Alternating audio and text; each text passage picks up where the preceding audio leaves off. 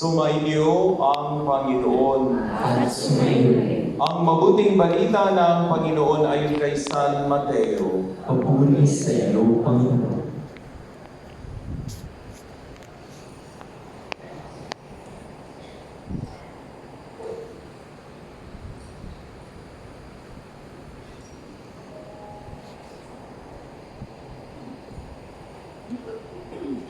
Ganito ang pagkapanganak kay Hesus Kristo. Si Maria na kaniyang ina at si Jose na nakatakda ng pakasal. Ngunit bago sila nakasal, si Maria ay natagpuang nagdadalang tao. Ito ay sa pamamagitan ng Espiritu Santo. Isang taong matuwid itong si Jose na kaniyang magiging asawa. Ngunit ayaw niyang mapahiya si Maria, kaya ipinasiya niyang hiwalayan ito ng lihim. Samantalang iniisip ni Jose ito, nagpakita sa kanya sa panaginip ang isang anghel ng Panginoon. Sabi nito sa kanya, "Jose, anak ni David, huwag kang matakot nang tuluyang pakasalan si Maria, sapagkat siya'y naglihi sa pamamagitan ng Espiritu Santo.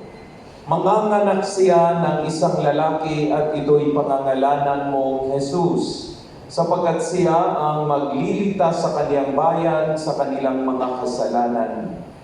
Nangyari ang lahat ng ito upang matupad ang sinabi ng Panginoon sa pamamagitan ng propeta.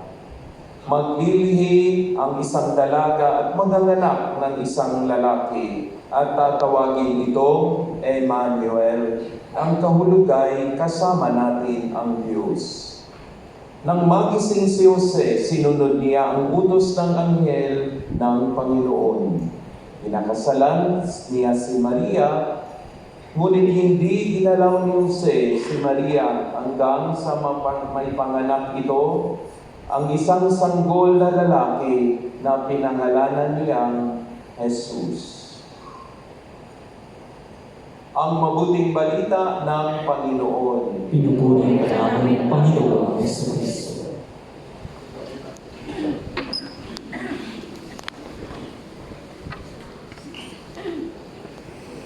Magandang umaga po sa inyo lahat. Alam po ninyo po na siguro si Maria ay sa panahon natin pinanganak. Iba ang balita. Nagdalang tao si Maria. Sino ang tatay? Naku, marami ng kwento. Ang kakaawa. Kung nagkataon, dahil nung panahon ni Jesus, kapag ka ikinabalita, nagkaroon ka ng nagbuntis ka, lalo ikay dalaga, o yung bang hindi mo sa asawa, babatuhin ka hanggang sa mamatay. Ngayong panahon ito, hindi naman ganoon. Kaya lamang halos papatay ka na sa kahihiyan. Pagkat ichichismis ka, hindi lang sa bayan, kundi halos sa buong sa sanglibutan. Ganyan. Minsan, ang mga issue ay kwento lang. Hindi naman, iba naman ang totoo. Ngayon, dahil sa mga naganap na bagay na ito, hanggang kwentuhan lang pala, hindi naman totoo. Ay hindi maganda ang Pasko. Pagkatapos, iba ang gustong sabihin, iba ang nangyari. Pati ngayong pag-intindi natin sa sinasabi, iba ang iba sa gustong sabihin ng nagsalita, hindi pala ganoon. Iba ang gustong sabihin. Ako ay may kapirasong alay. Nung kabataan ko, kahit nung college ako, high school o elementary, ako ay laging pinatatawag sa school para tumula. Kaya gumagawa din ako ng mga tula noon. Kaya ihandog ko sa inyo. Pero ito'y tunay. Kaya lamang, pakinggan nyo mabuti para maunawaan nyo ano nga ba ang gusto kong sabihin. Tingnan nyo ang inyong pagkaintindi. But ito ay real, ay tunay. Kaya lamang, maaaring pwede nyo i-apply.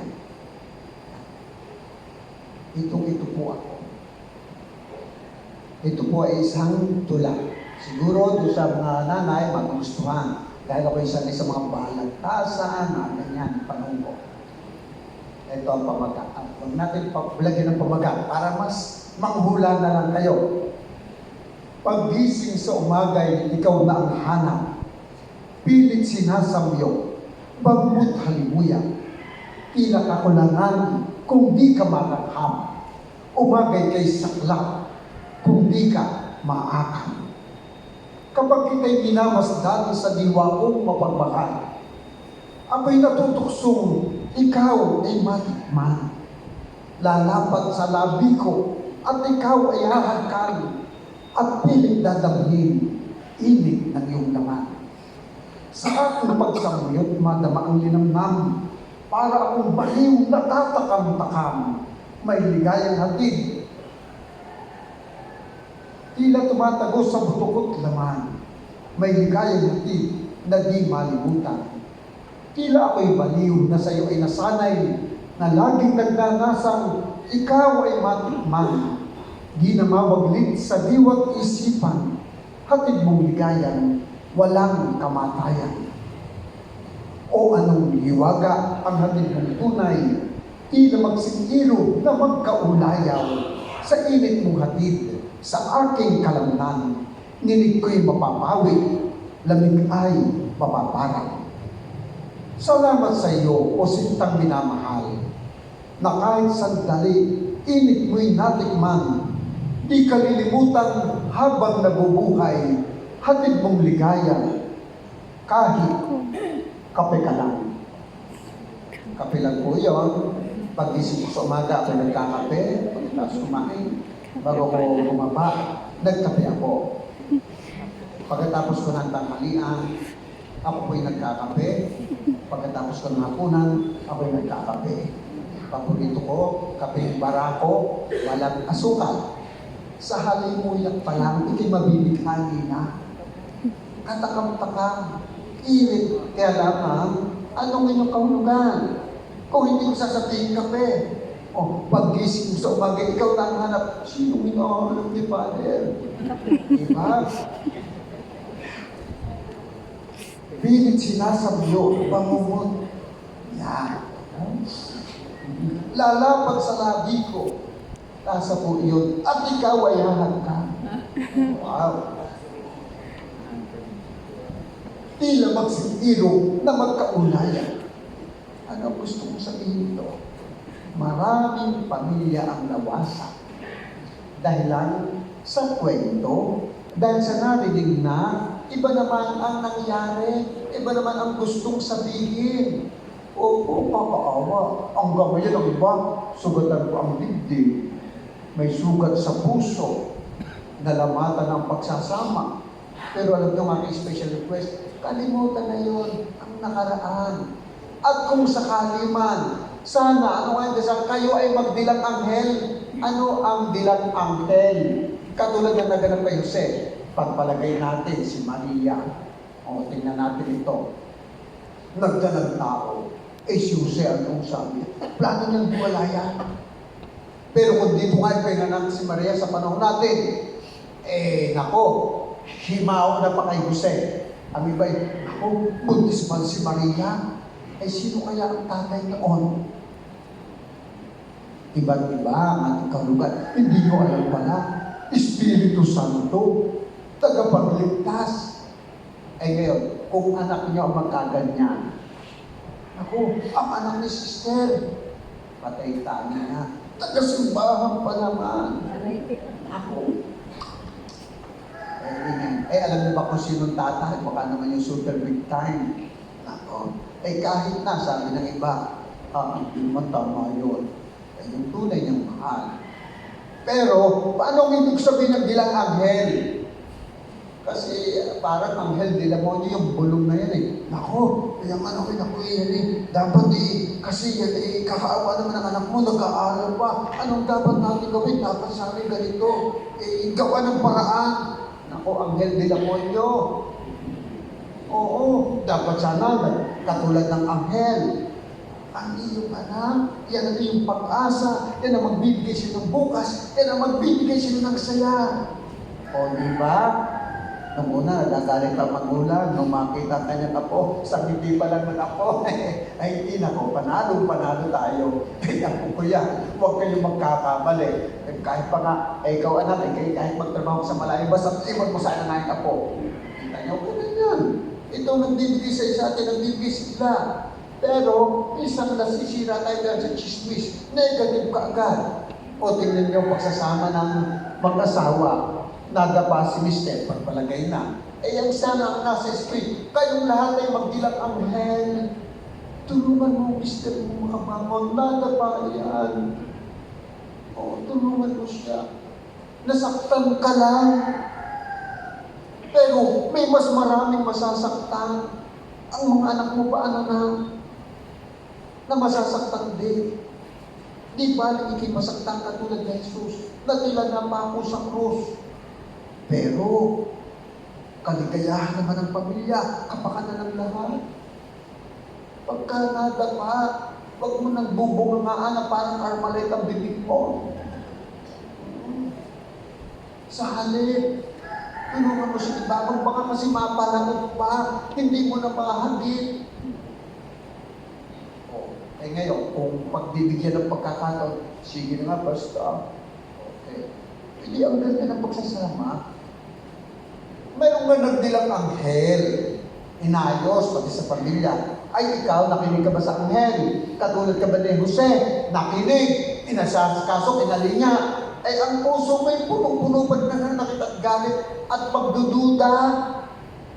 Kahit tahimik na, hindi na umulit. Paano magiging masaya yung Pasko? Paano magiging masaya ang buhay pamilya? Dapat ibinabao na sa limot ng isang nakaraang masakit. At ang gugunin niya ay yung masasayang alaala. Dahil sa kabila ng kanyang kahinaan, alam mo't batid mo naman na mahal ka niya. Mahal niya ang pamilya. Nagsikap din naman siya. Ginawa ang lahat. Bagamat may kakulangan. Oo, ito ang gusto kong sabihin. Kailangan pagdating ng Pasko'y maligaya ang lahat. Pawiin ang galit at hinanakit sa puso. Huwag masyadong mapaghinala, konting galaw, konting kwento. Nako, mag-ingat sa mga fake news. Doon kayo makinig sa anghel, pag kayo nagdadasal, baka naman kinakulang kayo ng dasal. Kailangan makikinig tayo sa Diyos. At kung sakaling mayroong magkamali, maligaw ang naglandas, abay, pare, pagkatapos isusumbong mo kay Mrs. o kaya isusumbong kay Mister, hindi ka anghel de la guardia, ikay anghel de la monyong mo pagwasak ng pamilya. Kung alam mo nagkakamali, naliligaw at mayroong nabibighani sa kagbubuhan ng Mister mo, kamukha ni Mother, sasabihan niya, teka, niliwan natin ito muli ha, napabigla ako. Tuwa po ako, sabi ng nanay ko, huwag ko daw ipagsasabi, wala pa daw nakakaanak. Ayan, ganyan. Yung paalalahanan, halimbawa, may mga ganyan, magkakatropa, alam ng may pamilya na, may sabi. Pagkatapos kaya kayo kailangang magbilang anghel na magpapaalala, oy, may pamilya yan ha, siya may gwapo, pero tandaan mo, may pumasok sa pamilya, magkaibigan pa naman tayo. Lagi tayo magpapaalala, pag alam natin mapapahamak, katulad ng anghel. Ayan. At si Jose naman, para katulad ni Jose, bakit naman? Oo, nagkamali siya. Aalaga mo kay kakalingain. Mali mo yung batang iyan, ang mag-iintindi siya mag-aalaga sa iyo. Pag matanda ka ng katulad ko, nagkakaedad na, dito na ako tumanda. Kunti na ang buhok. Kabataan ko pa na ako dumating dito. Yun ang ibig kong sabihin na tayo ay magbibilang anghel. Pagkatapos, lagi tayo magdadasal katulad ni Jose upang magabayan tayo ng Diyos sa pamamagitan ng anghel. O magsikap pag mabuti, alagaan mo ang misis mo, nagtatampo na yan. Hindi mo na nabubulungan ng I love you. Hindi mo na napapasalubungan katulad ng dati. Kaya importante ang bagay na lagi nagdadasal, ha? Importante ito sa buhay ng tao. At muli, pinapaalala ko, ano man ang nakaraan, nagdulot ng lungkot at kapighatian, ito ay kalilimutan. Kung merong galit at hinanakit na nananahan sa puso, nakaraan na ito.